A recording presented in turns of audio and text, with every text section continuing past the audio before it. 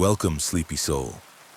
I'm your storyteller tonight, here to help you drift into deep, peaceful sleep. Before we begin, don't forget to like the video and subscribe for more bedtime stories. Let me know in the comments where you're watching from and what time it is. And if there's a story you'd like to hear next, I'd love to know that too. It was nearing the end of Black Friday weekend at Target. The chaos had finally started to die down, and Claire could feel every ache in her legs from standing behind the customer service desk for hours. The air smelled faintly of stale coffee and cleaning spray, the fluorescent lights buzzing overhead with their cold, artificial glow. Only a few stragglers wandered through the aisles, eyes hollow from too much shopping and too little sleep. "Just one more hour," she muttered under her breath. Her co-worker Sam was supposed to be helping close, but he disappeared. Again. Typical Sam. She sighed, rolling her eyes and stretching her sore shoulders. The automatic doors hissed open. Claire looked up, expecting another last-minute shopper. Instead, an older man shuffled in. His figure was thin, almost skeletal, swallowed by an oversized coat that looked decades out of place. His skin was pale and waxy, and his eyes, dull and unfocused, didn't seem to see anything at all. "Sir," Claire called gently. "We're closing soon." No response. He just pushed an empty cart forward, its wheels squeaking unevenly against the tile. Claire frowned and watched as he turned into aisle 13, home goods. Something about the way he moved made her uneasy, like each motion took too much effort, like he was fighting gravity itself. "Sir, we'll be closing in 30 minutes, she called again, walking toward him. Still nothing. When she finally caught up, she froze. The man was placing strange items into his cart. A broken hand mirror, a dusty stuffed bear, a stack of yellowed newspapers, each one dated from the early 2000s. None of it made sense. These weren't Target items. "Excuse me, sir," Claire said, her voice tightening. "Where did you get those?" The man stopped. Slowly, painfully, he turned to face her. His eyes, clouded and pale, almost locked onto hers. "You don't belong here," he whispered. Claire's heart stuttered. "What did you say?" His lips trembled. "The price must be paid." The words came out like dry leaves scraping against the floor. His breath smelled like rot. Claire stumbled back, clutching her radio. But before she could call for Sam, the man held up the cracked mirror. She looked into it and froze. The reflection didn't show her. It showed the store, dark, burned, and hollow. Smoke stains crept up blackened walls. Shelves were melted into twisted shapes. Then, just as suddenly, the man was gone. The cart, the mirror, all of it vanished. Claire's heart hammered as she ran toward the security office. "Sam!" she shouted, banging on the door. No answer. She pushed it open. Empty. Only the flickering monitors stared back at her. The store looked deserted. Then she noticed it. One camera feed flickered. Aisle 13. For a moment she thought she saw movement. A faint figure pushing a cart, gliding, not walking. Her stomach turned cold. She grabbed her phone and searched Target Fire, Kansas City. The first result nearly stopped her heart. An article from 20 years ago. Tragic fire claims 27 lives at former orphanage site. Janitor blamed for blaze. The photo beneath it showed the man she'd just seen. His name, Arthur Henson. Claire's breath trembled. That's when she heard it. The squeak of a cart, faint but getting closer. "Sam?" she whispered, her flashlight shaking in her hands. But when the beam landed on the figure, it wasn't Sam. Arthur stood at the end of the aisle, his coat burned and tattered, his face twisted into something not entirely human. In his cart now were new items, a blood-stained hoodie, a torn photo of Claire on her first day at work, and a name tag that said Brooke, the name of the last girl who'd mysteriously quit months ago. "The price must be paid," he rasped again. Claire backed away, tears stinging her eyes. "What do you want from me?" But the store was closing in on her, the aisles stretching longer, the lights dimming to black. Then, silence. The next morning, when employees arrived to open, everything was spotless. No sign of struggle, no broken mirrors, no Claire, just her name tag lying neatly on the counter. Security footage showed nothing, only empty aisles, quiet and clean. But every year on the anniversary of the fire, night shift workers swear they hear the faint squeak of a cart echoing down aisle 13, and the whisper of a voice that says, "The price must be paid." It was a quiet Friday night at Target, the kind of night that felt too still, too heavy. The hum of fluorescent lights filled the silence, the smell of floor cleaner and cheap plastic thick in the air. Nicole had been working the overnight shift for nearly 2 years, long enough to know every sound this place made. But tonight, something felt off. It was 2:37 a.m. when she noticed him. A man, tall, thin, dressed in a faded gray hoodie and scuffed jeans, walked through the sliding doors. He moved slowly, like every step hurt. His head was tilted slightly down, his hands buried in his pockets. Nicole's first thought was shoplifter. Her second was don't make eye contact. Still, she found herself watching him. He didn't go to any one section, he just wandered. Down aisle 4, across to aisle 9, pausing now and then to stare at something only he could see. Finally, he picked up a few things. A box of cereal, some toilet paper, and 2 cans of soup. Ordinary items. But when he brought them to self-checkout, Nicole's stomach tightened. There was something wrong with the way he moved. Too slow, too careful. Like he'd done this 1,000 times before. She tried to ignore the feeling as she rang up another customer. Then she heard the soft buzz of the receipt printer behind her. She glanced over and froze. The receipt was still printing, longer than it should have been. The paper curled down to the floor, the black ink faintly smudged. When she tore it off, she frowned, reading the first few lines. Final sale. 15% off all souls. Nicole blinked. Once, twice. It had to be a glitch. Some sick joke from a programmer or a test gone wrong.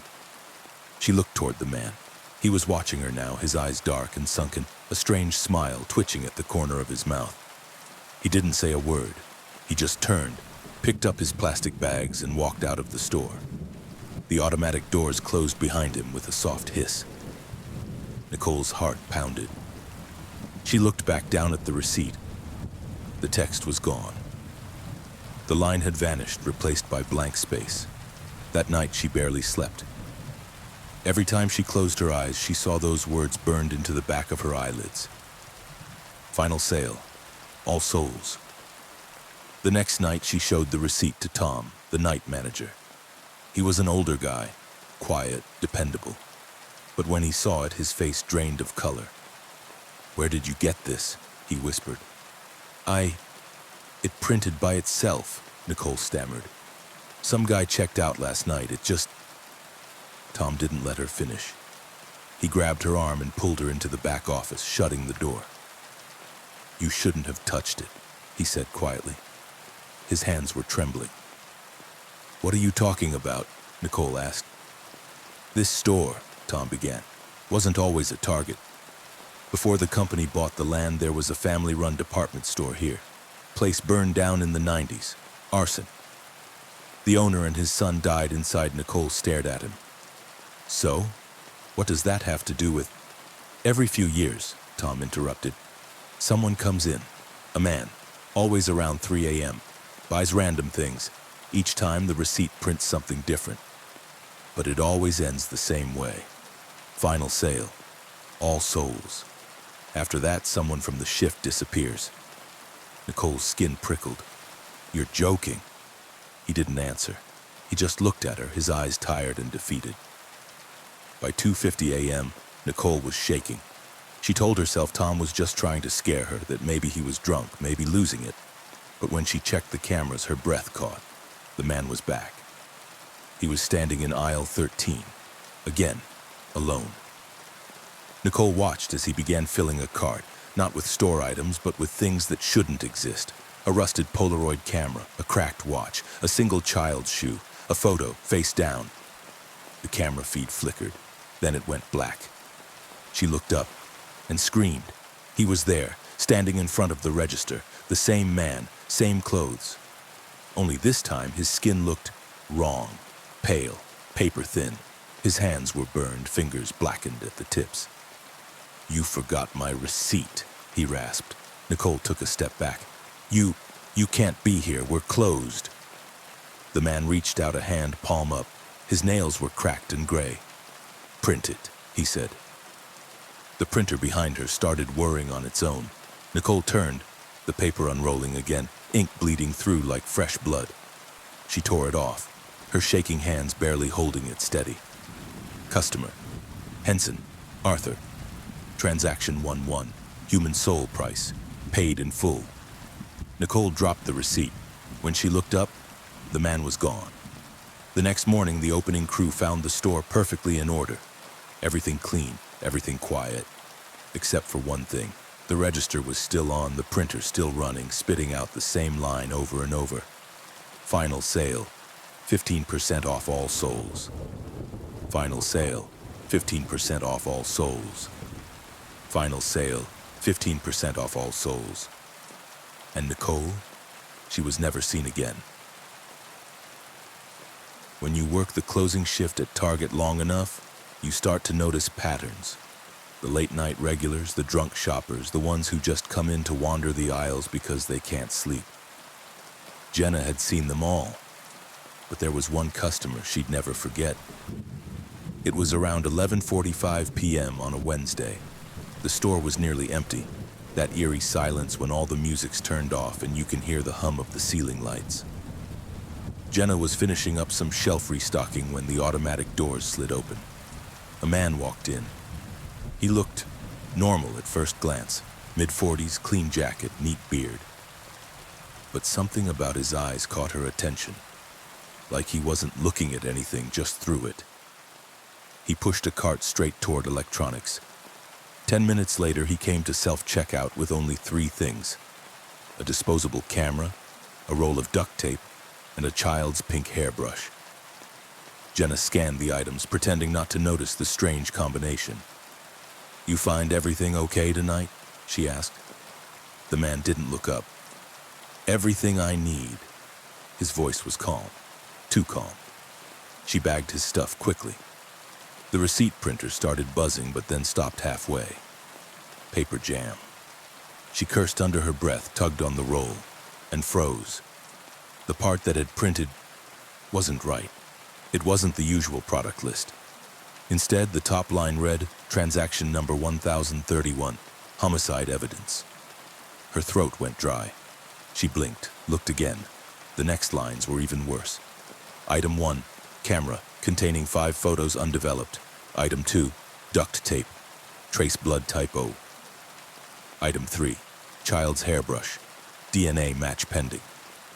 Jenna's breath caught in her chest. She glanced at the man who was now staring directly at her, an unreadable half-smile on his lips. "You should keep that," he said quietly, "for your records." Then he picked up his bag and walked out. Jenna stood frozen for a long moment before tearing the paper out completely. Her hands shook so hard she nearly dropped it. She ran to the back office and showed her manager, Brett. He frowned, took the slip and said, "Printer glitch. Happens sometimes." But when he looked closer, his expression changed. His face went pale. "Where's the customer now?" he asked, his voice suddenly tight. Jenna turned. The man was gone. Security checked the cameras. Nothing. Not a single frame of him entering or leaving the store. No shadow, no reflection. Just Jenna standing alone at self-checkout, scanning items that didn't seem to exist. The next morning, corporate came down. They confiscated the receipt, took the footage, and told everyone to keep quiet. "System error," they called it. "Data corruption." But 2 days later, Jenna saw something on the news that made her stomach twist. A missing child case, a little girl from the next town over. The image showed her smiling, holding a pink hairbrush. And next to her mother on the TV screen was a man in the background of the press photo. Same jacket, same beard, same hollow eyes. Jenna quit her job a week later. She couldn't sleep, couldn't step inside a Target again. But every so often, she dreams about that receipt. In her nightmare, it's still printing, over and over, with one more line added at the end. Next transaction, Jenna Marie Collins, pending. Most people think working at Target overnight is boring. For Maria, boredom was the best part. It meant no screaming kids, no long lines, no managers breathing down her neck.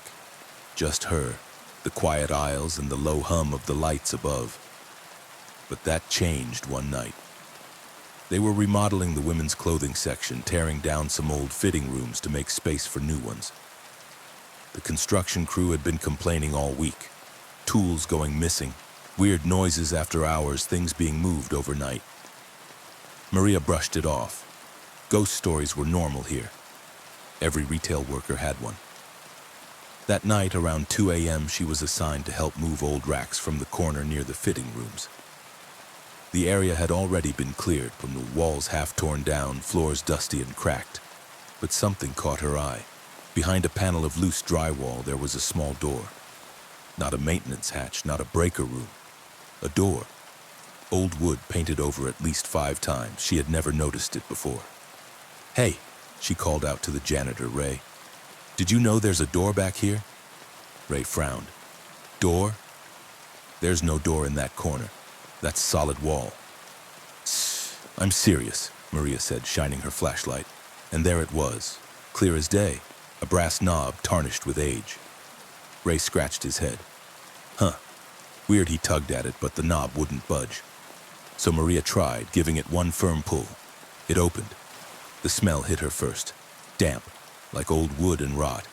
Her light cut through the dark, catching glimpses of concrete steps leading down. "Hell no," Ray muttered. "That's not on the blueprint." Maria laughed nervously. Maybe it's an old storage room? But she felt something. The air was colder down there, heavy, like it was pressing against her chest. Still, curiosity won. She stepped inside. The stairs creaked with every movement. At the bottom was a narrow corridor lined with metal shelving. Dust floated in the beam of her flashlight. Boxes everywhere, some labeled with faded words: inventory, 1995, seasonal stock, receipts, receipts. Maria knelt, brushing off one box. Inside were hundreds of old Target receipts, all blank except for a faint stamp at the bottom. "Henson's Department Store. We thank you for your soul." Her stomach turned. She'd heard the name before. In a rumor, the older employees whispered. Before this building was a Target, it had been a small family-run store called Henson's, burned down in the mid-90s. Supposedly, the owner and his son died inside. Maria's hands trembled as she picked up another slip of paper. This one wasn't blank. It had a list. Item 1, woman's blouse, $0. Item 2, employee badge, $0. Item 3, Maria Alvarez, paid in full. She dropped it. Her flashlight flickered. Somewhere in the dark, she heard the sound of something shifting. Soft, slow breathing that wasn't hers. "Ray?" she whispered. No answer. The light blinked out completely, and in that black silence, she heard footsteps. Not ahead of her, but behind her. "Found the receipt," a voice whispered, low and wet, right by her ear. Maria screamed, bolting up the stairs, slamming the door behind her. The knob burned cold under her hand. She and Ray sealed the door with a metal rack and duct tape, neither saying a word. When morning came, the door was gone. Literally, the wall was smooth again, like it had never existed. Maria quit 2 days later. But a week after she left, her old co-workers said something strange started happening in the new fitting rooms. Every now and then, when customers stepped inside and looked into the mirror, they'd see the faint outline of stairs behind them, just for a second, and hear the sound of paper tearing. And taped to the back of one of the mirrors, someone found an old yellowed receipt. It read, "Customer, Maria Alvarez. Transaction 11, human soul. Status paid in full. Status." Target had a tradition. Every month they put up an Employee of the Month photo in the break room. Most people didn't care much about it. It was just a picture, a name, maybe a $25 gift card. But for Kevin, the new night shift associate, that photo board became something he couldn't stop thinking about. It started small. His second week on the job, he noticed a photo that wasn't supposed to be there. A man, mid-40s, thinning hair, red polo tucked too tight into khakis. His name tag read Arthur. Kevin didn't remember meeting anyone named Arthur. He worked overnight, just 4 other people, all younger, all accounted for. When he asked his supervisor, Mia, about it, she just frowned. "Arthur?" she repeated. "We haven't had an Arthur here since before the fire." Kevin laughed awkwardly. "Before the what?" "The remodel," she said quickly. "Long time ago." He let it go. But the next night, the photo had moved. It wasn't in the Employee of the Month spot anymore. It was 1 row down, pinned crooked, like someone had added it in a hurry. The strange part? It looked newer. The print was clean, fresh. Kevin asked around again. Nobody admitted to touching it. Then on the 5th night, he saw the same man in person. He was walking down aisle 6, pushing a cart full of cleaning supplies, whistling a low, tuneless melody. Kevin blinked. Arthur. It had to be him. "Hey," Kevin called. "You on the maintenance crew?" The man turned slowly. His face looked exactly like the photo. Same tired eyes, same faint smile that didn't quite reach them. "Employee of the Month," the man said softly, tapping his chest. "That's me." Kevin forced a chuckle. "Right. You've been here a while, huh?" Arthur just stared. "Longer than you think." He walked away without another word. Later, Kevin told Mia what he'd seen. She went pale, then whispered, "Kevin, that's not funny. Don't joke about him." "What are you talking about?"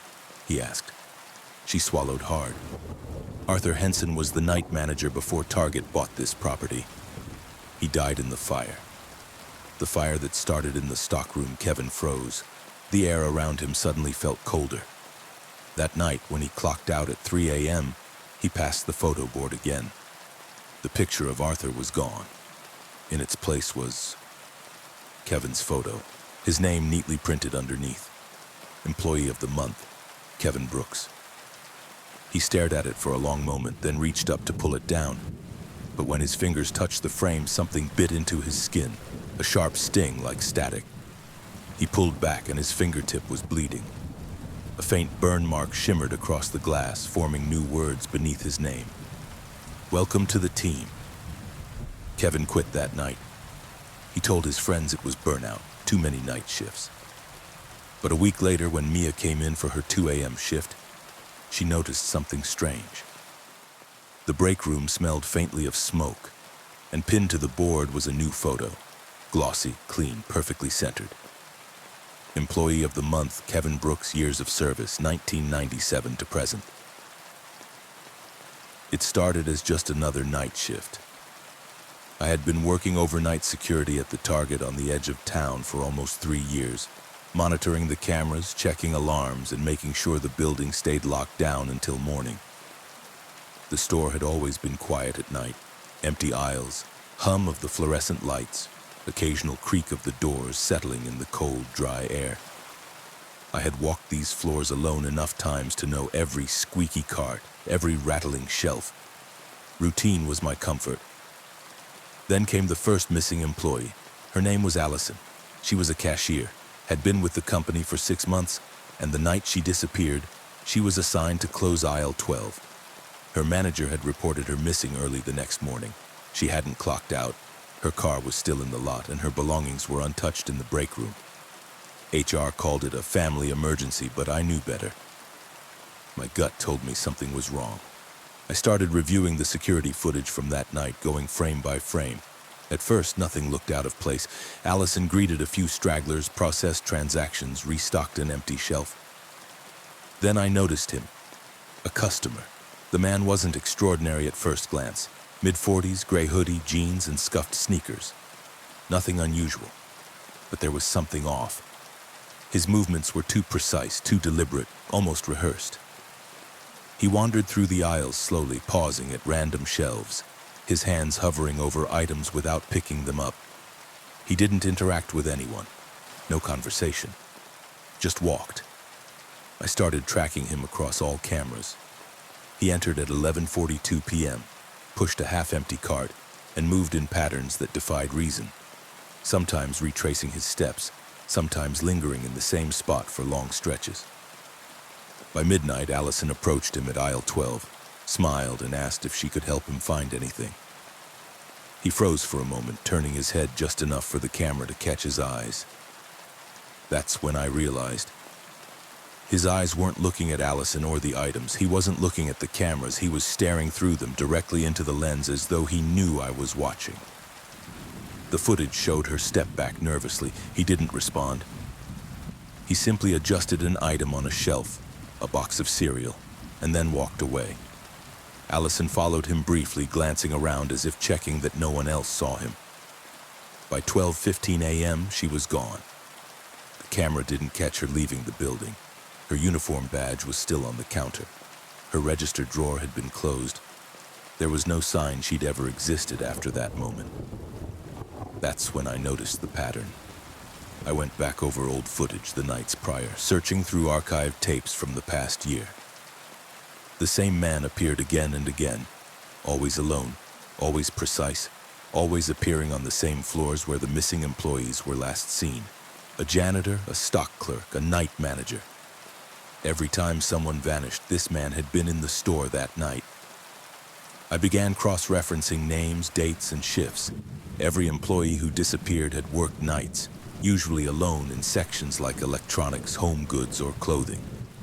And every night the man appeared on camera, sometimes standing still for hours, sometimes pushing a cart filled with nothing discernible. I decided to investigate in person. One night I arrived before the store opened. I reviewed the security logs and compared timestamps with employee schedules. Everything was routine. The lights turned on, registers booted, cameras recording. But as soon as the store emptied of early shoppers, I felt it. The quiet was unnatural. No hum of air vents, no creak of doors settling, just an oppressive silence. Then I saw him. Not on camera, but in the aisle. Real. Alive. He stood at the end of aisle 13, hood up, hands in pockets. No cart this time. Just watching, still as a statue. I tried to call out, but my voice sounded strange, hollow, distant. He didn't move, didn't blink, just stood there, his gaze locked onto me. Something about him wasn't right. His posture, the way his feet were planted. Too rigid, too deliberate. I took a cautious step forward. My radio slipped from my belt. He didn't flinch. I swallowed hard, turned, and ran to the security office. I called the police, reviewed footage, checked every door. There was no record of him entering the building, no swipe, no transaction, no signature. The footage revealed nothing unusual about that night either. In the monitor, I was just standing in the office, alone. But in my peripheral vision, I could see him on the screens. Static, flickers, brief shadows. Each time I looked closer, he was gone. I began keeping a log. Every disappearance, every sighting. The pattern was undeniable. The man didn't shop, didn't steal, didn't talk. He followed employees until they vanished. And yet, he was invisible to anyone else. Weeks later, I convinced management to let me do a controlled observation. I stayed overnight with 2 cameras recording continuously, including night vision in the break room, the storage areas, and the aisles. I made sure no employees were on shift alone. It happened again. At 2:18 a.m., a lone janitor, someone new, temporary, walked down aisle 12. I watched him on multiple monitors, keys jingling, flashlight beams sweeping the floor. A figure appeared behind him on camera, not just a shadow, a clear silhouette, the same gray hoodie, same scuffed sneakers. The janitor never saw him. I froze the footage. Every single camera caught him moving between angles, yet he left no reflection in glass surfaces. Then the janitor stopped. He turned slowly, looking directly at the place where the figure had been. He froze, then ran, out of aisle 12, through the break room, and into the stockroom. Minutes passed. Nothing. He didn't come out. The cameras showed the doors remaining closed. The janitor's uniform badge was still in the break room. No one had left the building. I called the police. They arrived at 3:05 a.m., sweeping the store, checking every corner, every storage closet, even the roof. The janitor was gone. No sign of forced entry, no windows open, no service doors unlocked. Nothing. That's when I noticed the anomaly on the footage. The timestamp on the camera covering aisle 12 kept skipping. 1 second it was 2:18:12, then 2:18:59, then 2:19:01. Small jumps, almost imperceptible. But when I slowed it down frame by frame, I could see the man move between employees, overlapping moments that couldn't have physically happened. He was in two places at once, or maybe outside of time entirely. I documented everything, making copies of the tapes, running analysis on the timestamps. Every night the same glitch. Every employee who vanished was recorded at least once in the presence of this figure, yet invisible in all official logs. No one believed me. HR insisted I was imagining things, that the disappearances were just poor documentation or people quitting without notice. But I couldn't shake the pattern. Every time a new employee was assigned alone to aisle 12, 13, or the stockroom, the man would appear and they would disappear by morning. Finally, I tried something desperate. I stayed in the store after everyone left, sitting in the break room, watching multiple monitors at once. Hours passed. Then at 2:44 a.m., a new employee, a night stalker I had just trained, entered aisle 13. I could see him moving, stocking shelves. The figure appeared immediately behind him on multiple angles. I could make out his features clearly. Hollow eyes, rigid stance, slight smile. The employee froze, then turned slowly as though sensing someone standing over him. His movements became jerky. He tried to speak, but his mouth moved too slowly, then he vanished. Not ran out, not hiding, vanished. It was my 4th month working the graveyard shift at the Target on the outskirts of town. I had grown used to the quiet, the hum of the fluorescent lights, the occasional clatter of carts in empty aisles. Most nights I walked the floor alone, scanning for stray shoppers, checking the stock, making sure nothing was out of place. But the store had changed. It started subtly. I was assigned to check aisle 13, electronics and small home appliances, at 2 a.m. I had walked this aisle hundreds of times. It was familiar. Shelves neatly stocked, prices clearly marked, nothing out of the ordinary. But that night, something was off. The aisle looked longer. I paused, running my hand along the top shelf, counting the rows. Normally, there were 23 sections of products. Tonight, there were 25.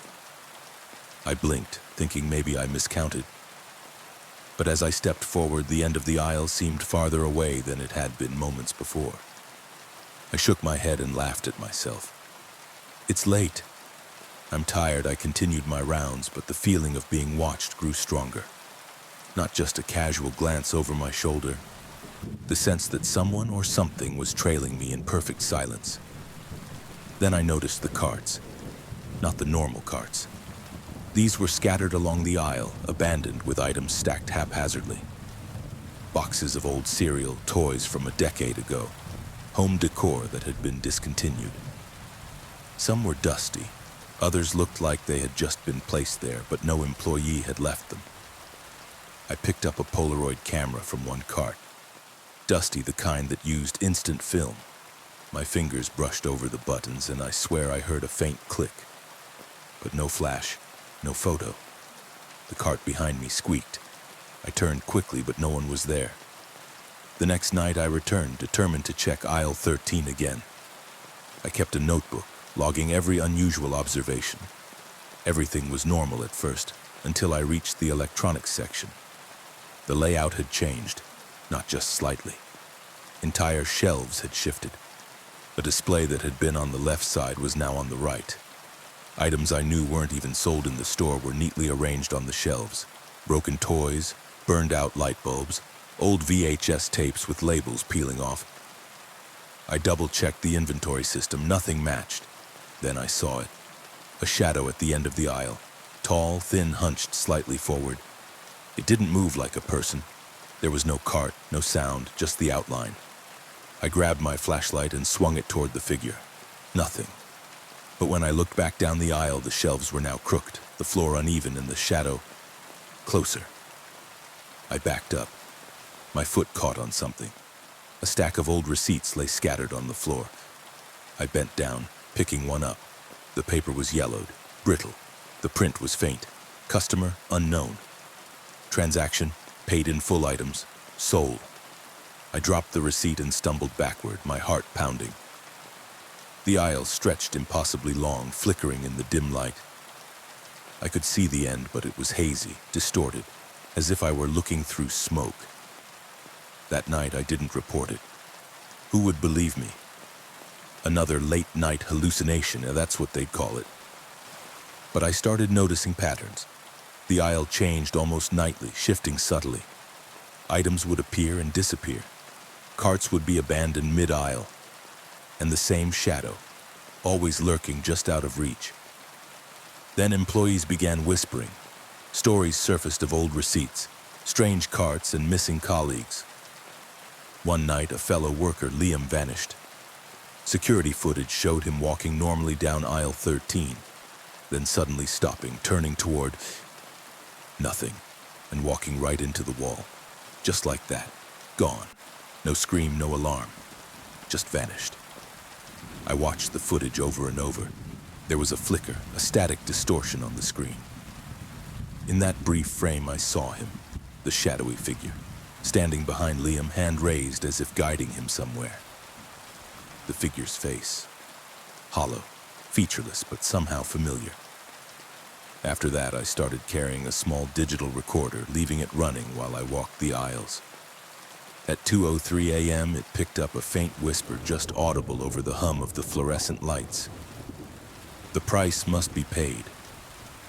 I froze. I had never heard anyone in the store besides me. The whisper repeated, softer each time, almost sighing.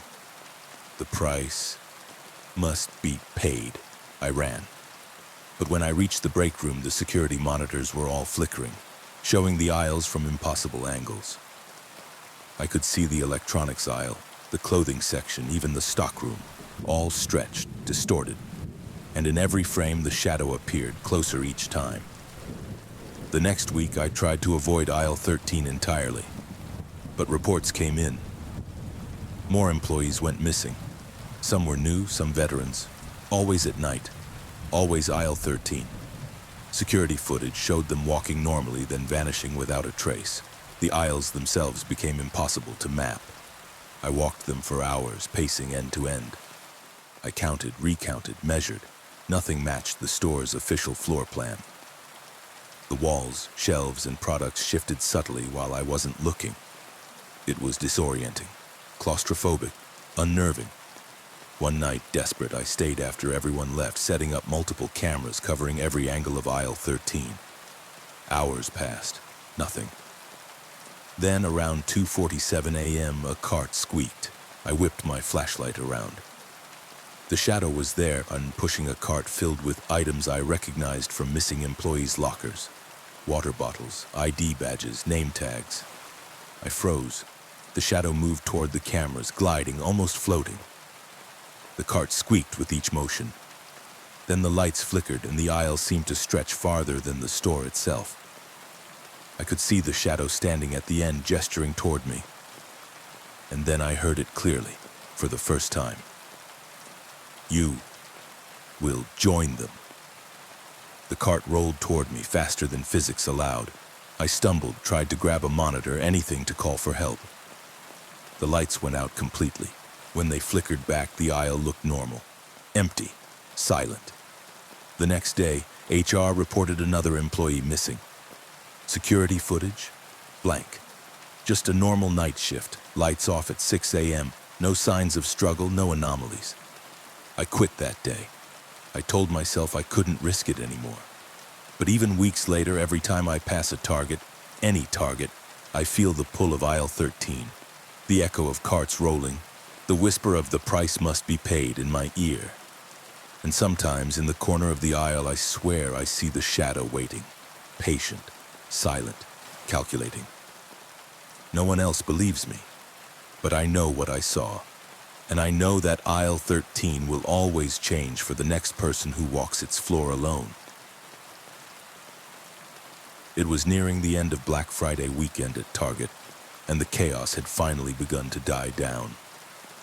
I was behind the customer service desk, legs aching from hours of nonstop work, fluorescent lights flickering above, casting a cold, artificial glow over the aisles. The store had emptied, save for a few late-night shoppers wandering aimlessly. I glanced at the clock. Just one more hour, I thought. I'd never been so ready to be done with the shift. Sam, my co-worker, was supposed to help with closing tasks, but he was nowhere to be found. Typical Sam, I muttered under my breath. Rolling my eyes, I wiped the sweat from my forehead, wishing for the night to end. Then the sliding doors opened. An older man shuffled in, thin and ghostly in the dim light. His clothes were outdated, a worn coat hanging loosely around his frame, pale, sickly-looking face, sunken eyes. He didn't seem to notice me at all, just pushed a squeaking cart toward aisle 13. "Sir," I called out, forcing a polite smile, "we're closing in 30 minutes. No response. His hands moved stiffly, adjusting items in his cart. A broken mirror, a dusty child's toy, old crinkled newspapers. Something about it made my stomach turn. I followed cautiously. The aisles were filled with neatly stacked items and nothing out of place, but he seemed drawn to something on a shelf. He reached for an old lamp, his hands trembling. "Sir?" I stepped closer. He turned, eyes locking on mine. "You don't belong here," he whispered. "What?" I froze. His voice was barely audible, but it chilled me to the bone. He stepped closer, face inches from mine. "The price must be paid." I backed away, heart racing. "What the hell is wrong with you?" Instead of responding, he picked up the broken mirror from his cart and held it toward me. I looked into it, and my reflection wasn't mine. The store behind me was dark, charred, and covered in soot, as if it had burned down years ago. When I looked up, he was gone.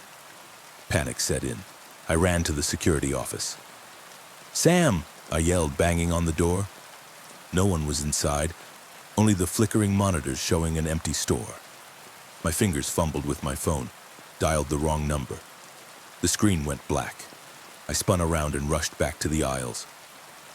Passing the break room, I noticed Sam's jacket hanging on the chair. He was nowhere to be seen. A wave of dread washed over me. I reached aisle 13 again. The old man's cart was gone. The mirror had vanished. Nothing remained. Desperate, I searched online and found an old article. 20 years ago, this very location had been an orphanage, destroyed in a deadly fire.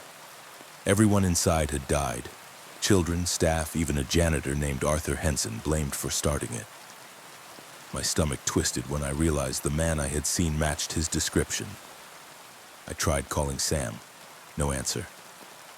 My hands trembled as I walked the store, now eerily quiet. The lights flickered. Shadows seemed to stretch unnaturally across the walls.